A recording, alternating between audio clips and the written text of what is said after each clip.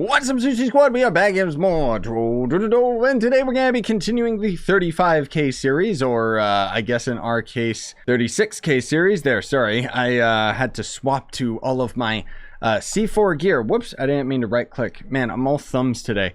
So anyways, we're going to be talking about the Tomb Raider today. Now, I haven't been asking you guys like too much or anything like that, but basically for this 35k series, I kind of ended up like asking on Twitter, like, what would you guys like to see next? You know, only like one person replied and said Tomb Raider. So I thought, okay, well, I'll talk about the Tomb Raider. It's a good opportunity to mention this guy because Tomb Raider has actually been changed quite a bit with the Shadowhunter update.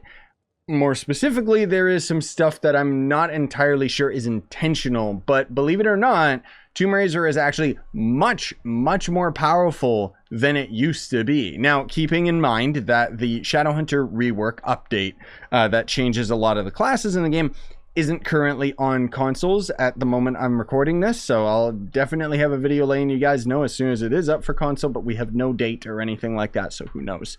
But anyways, let me just read off in the Shadowhunter update patch notes themselves. Tomb Raider had some slight changes, and then there's also something that isn't really mentioned. But what we're essentially going to end up doing in today's video is most of all just focusing on the damage and stuff, and then we'll end up having a class build video that's going to end up talking more specifically about, you know, how you're going to end up building the character and stuff. But essentially we've had it so that the Skelettals, which is your little skeleton minions, their basic attack damage has been decreased to 200%, down from 225, so they are weaker, which kind of sucks. And the Grave Goliath, your ultimate ability, has had its damage decreased to 1375%, down from 1500%. So overall, Tomb Raider is looking a little bit weaker, right? Wrong. Because there is actually something very crucial to the character that is going on right now that we'll probably have to talk about when we get to the delves function of today's video, because like I said, we're going to end up spending some time in U10 and then in the delves, just so I can show you guys how this character ends up handling each respective situation. Now, this is also going to end up being the first of the 35k videos where I'm also going to be using the new volatile bounder mount. So I'm going to probably have to have some videos that'll highlight this in a little bit more detail. But essentially for endgame Trove now, it's slightly changed because we actually have a mount that I would argue is better than Gonda, because it's easier to obtain and the functionality of it is a lot more stable just because of how Trove works. Now, I'm going to try, of course, to avoid all these players if I can. Hopefully they don't follow me around. Night subclass ability for our movement speed and everything like that, because otherwise, you know, while we're on foot, we only have 112 movement speed, which is not bad, but on a mount we got 125. I should probably just get a little bit of extra power rank on my knight so that we can be a little bit faster. But anyways, let's start the timer and go for 5 minutes. Now, the reason why this mount in particular is just so unbelievably good for end game now is because what Gonda essentially does, and the reason why so many people use it at the end game, myself included, is because it basically ends up giving you infinite jump. Now, what this sucker does is it actually launches us way up into the air, and we only got to do a couple more jumps before we can end up launching up again. And that right there, getting into this dungeon, that was faster than Gonda. Because with Gonda, although you could already be at the altitude in order to end up entering the dungeon, and it's not like Gonda is completely useless by any means, you know, because obviously if I was using Gonda right now, I would just have a golden trail and just kind of continue as I was, like just going through things, right? But the point is that with Gonda, I would have to mash the spacebar like a freak versus just left clicking once to end up using this bouncing mount. Which again, this bouncing mount unfortunately is not on consoles, I'm sorry to say. So this is actually tied to the Bomber Royale update. When you guys are going to be able to actually see this mount. But I mean, otherwise, you know, Gonda is still going to end up being really good. Whoopsie daisy. The only thing I'm not used to is I usually left click to get off my mount. Now I can't do that because that actually has a functionality with this mount, rather than Gonda, where you just start attacking and your character gets off of it. But I mean, as you can plainly see, Tomb Raider's fine in the damage department. In fact, it's actually god tier just because of the way that the character ends up working, the way that the minions work. We basically just go into an area, right click, our minions get summoned, and they still end up absolutely decimating everything just because of how unbelievably powerful this character is. Always has been, and hopefully always will be, fingers crossed, but, you know, handles groups of enemies no problem because of the area of effect of our attacks on top of all of our babies and minions and stuff. It's a powerhouse. Tomb Raider is actually like insanely powerful. Lots of people don't really give as much credit to the Tomb Raider as they should. And as I mentioned previously, there is also a, I want to call it a bug that's in the game right now, but we're probably only going to see it in the delves because I don't think we're going to end up fighting any enemies that will be able to show it off. Unless I show it off right here, which is, yeah, I'm not having enough enemies fights that I can get all my skelly babies to trigger or anything like that. Another thing too is if you are lacking in your damage, there is of course the hidden ring effect, which I am not using on my Tomb Raider because I frankly speaking don't need to, and I also just don't really bother using the hidden ring effects on most characters just because that's Paragon levels wasted. But essentially, you know, you would end up using, you know, I'll talk in more detail in the class guide video of the abilities that you would end up using, but basically you just use the Skell Biggles, I think, because essentially what that's going to do is your little skeleton babies that are going to end up summoning are going to end up being much stronger variants, right? Like they're going to end up being bigger and chunkier, and it's a random chance of whether they end up spawning, but if they do, it just starts decimating enemies even more. Because you can see we're doing like, I don't know what that was, but I saw like 11 mil in there. Not that we can end up like seeing our damage. I mean, I guess we could end up checking out a training dummy before we end up going into the delves. However, I guess I should mention, which you probably have already noticed by this point in the video, not the best speed farmer, not really that good at traveling between dungeons, and that's kind of always going to end up being the thing that separates Tomb Raider from a lot of the speedier classes. Whoops. Is just the fact that you have really good time to kill, but getting in, you know, essentially the travel time between dungeons, that's where Tomb Raider is really going to end up being lacking, right? So here is actually a bit of the glitch right now. You might have noticed that sometimes our babies are already being summoned with the purple health bar. And if you'll know, one of the key things about the Tomb Raider is as soon as we use our ultimate ability, it's going to end up draining the purple health bar of all of our little babies, right? Wrong. Because for some weird reason right now in the game, I don't know if this is intentional, your skelly babies glitchingly keep, like some of them keep their purple health, some of them don't, right? Which essentially means that the Tomb Raider has way more damage than intended. I assume it's a glitch just because of how janky it is with the minions. Maybe it's even just a visual glitch.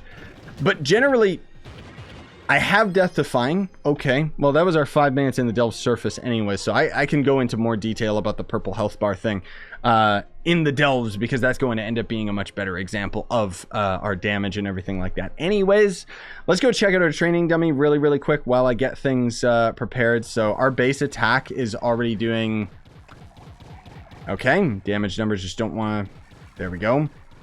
That is a broken training dummy. We are not actually doing that much damage. Okay, never mind. The training dummies are a broken mess, so screw it. We'll go into the delves. So we're just going to end up being in a depth 119. This is basically the portals that I try to use on all of our, you know, 35k or 36k series, just so that we have a very base understanding of, okay, how's this character going to end up comparing to the others? Now, of course, you gotta consider that delves is random, so whether or not the enemies and everything generated inside it is going to end up being really easy for us or not, and usually depends, it's a little bit dependent on RNG, but there's certain characters that just don't have as much survivability as others, and that's where delves, I would argue, is where a class can end up shining if they don't shine in speed farming, and Tomb Raider is no exception. Tomb Raider is actually one of my go-to classes for the delves.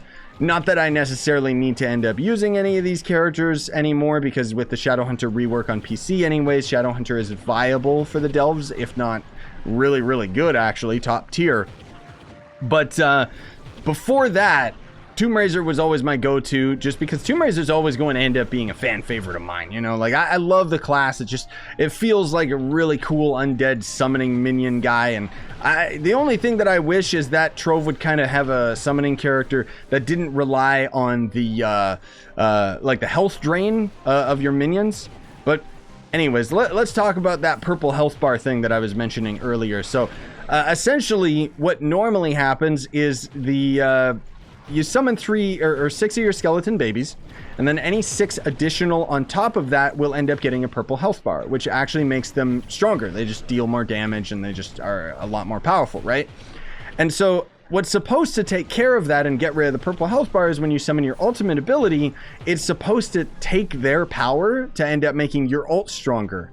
And then essentially what you would end up doing in order to have fully optimal damage for the Tomb Raiser is you would basically have to summon, 6 minions, summon an additional 6 to get the purple health bar, which is no problem. If you're fighting enough enemies, you'll end up generating more and more minions.